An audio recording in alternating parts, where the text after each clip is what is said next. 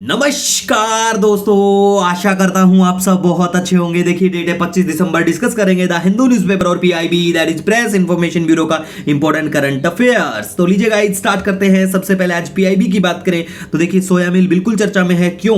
क्योंकि सेंटर ने डिक्लेयर कर दिया है इसको एज ए इसेंशियल कमोडिटी। ठीक है गाइस, 30 जून 2022 तक के लिए इसको घोषित किया गया है। सोया मिल क्या होता है? ये प्रोटीन रिच सॉलिड होता है। ठीक है, अब देखिए 14 अगस्त को भी हमने अच्छे से डिस्कस किया था, तो 14 अगस्त का आप बिल्कुल वीडियो जाके देख सकते हैं। और अगर आपको पीडीएफ की जरूरत है, हमारा पीडीएफ बिल्कुल हमारा जो टेलीग्राम चैनल है डेली द हिंदू नोट्स, वहां पे जाइए और पीडीएफ सारे अवेलेबल है वहां पे।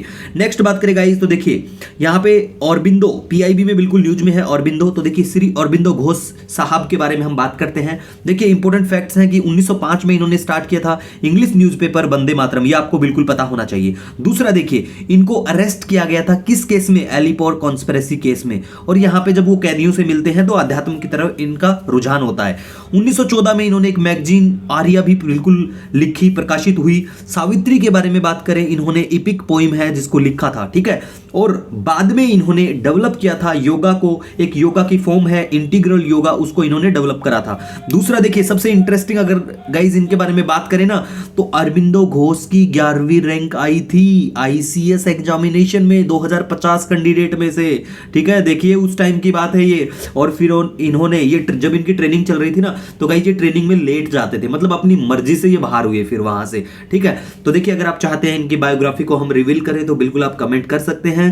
उसके बाद में गाइज हम बात करें तो देखिए पोन्नावल्लू ये क्या है? ये गांव है भैया। किसका गांव है? हमारे जो चीफ जस्टिस ऑफ इंडिया हैं एनवी रमन्ना साहब का, उनका गांव है। 3 दिन की विजिट पे हैं। तो देखिए कई बार ऐसा होता है कि वनडे एग्जाम में पूछ लेते हैं कि पोन्नावल्लू रिसेंटली न्यूज में था, क्या कुछ है, क्या कहाँ किसका गांव है, तो ऐसे पूछ लेते हैं। या फिर सीजीआई एनवी रमन्ना का कौन से क्या गांव से संबंध रखते हैं। ठीक है, आंध्र प्रदेश में पड़ता है, कृष्णा डिस्ट्रिक्ट के वहां पे, तो बिल्कुल पता होना चाहिए थोड़ा।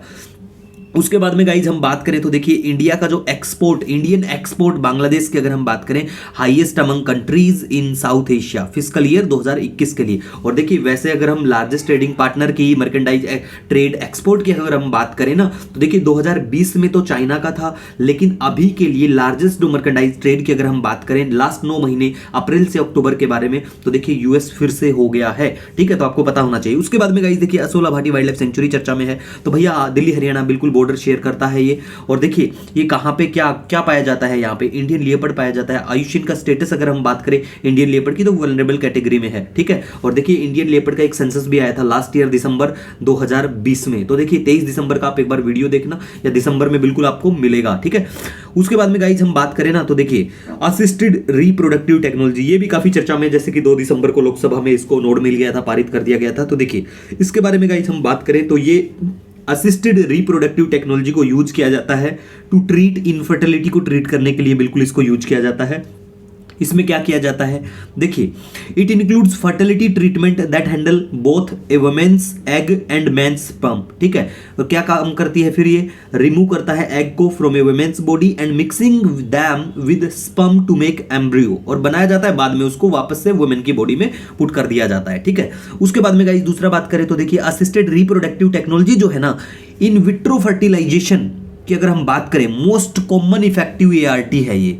ठीक है, मतलब ये जो इन विट्रो फर्टिलाइजेशन जो होता है ना, वो एआरटी ही है। ठीक है, उसके बाद में देखिए यहाँ पे ये जो बिल आता है ना, इसमें इस्टेब्लिशमेंट करने की बात कही जाती है। किसको? National registry and regulation authority को, कि भैया इसको इस्टेब्लिश किया जाए। उसके बाद में ये काम करेगा, रेगुलेट करेगा for all clinics and medical professional serving in the field. और उसके बाद में कि रजिस्ट्रेशन जो होगा इसके तहत जो भी क्लिनिक्स हैं मेडिकल प्रोफेशनल, उन सबका 5 साल के लिए होगा। उसके बाद में दोबारा से ये करवा सकते हैं रिन्यू इसको। ठीक है, तो ये सब बातें यहाँ पे मेंशन की हुई है। ठीक है गाइज, उसके बाद में गाइज दूसरा हम बात करें नेक्स्ट, तो देखिए इंडिया ऑस्ट्रेलिया ट्रेड के बारे में बात करते हैं। ठीक है, कल न्यूज में था ये। तो देखिए इंडिया ऑस्ट्रेलिया के बारे में क्या चर्चा में था? कंप्रीहेंसिव इकोनॉमिक कोऑपरेशन एग्रीमेंट के ऊपर बात चल रही थी कि भैया इस साल आने वाले साल में कर लेंगे बिल्कुल इसको साइन। तो देखिए इंडिया ट्रेड की अगर हम बायलैटरल ट्रेड के बारे में बात करें तो बिल्कुल हमें बेसिक्स पता होना चाहिए कि इंडिया का जो एक्सपोर्ट है ऑस्ट्रेलिया में वो है $4.04 बिलियन। ठीक है, और इंपोर्ट हम बहुत मतलब डबल करते हैं, ये पता होना चाहिए कि इंडिया एक्सपोर्ट कम करता है, इंपोर्ट बहुत ज्यादा करता है वहां से। ठीक है, 2021 का ही बिल्कुल ये डाटा है। उसके बाद में गाइज हम बात करें तो देखिए इंडियन एक्सपोर्ट टू ऑस्ट्रेलिया क्या करते हैं हम सबसे ज्यादा वहां पे? एक्सपोर्ट पेट्रोलियम प्रोडक्ट्स को करते हैं, मेडिसिन को करते हैं, ज्वेलरी को भी वहां पे किया जाता है। उसके बाद में गाइज हम बात करें 2020 में India was Australia 7th largest trading partner, ठीक है, ये आपको थोड़ा सा पता होना चाहिए डाटा।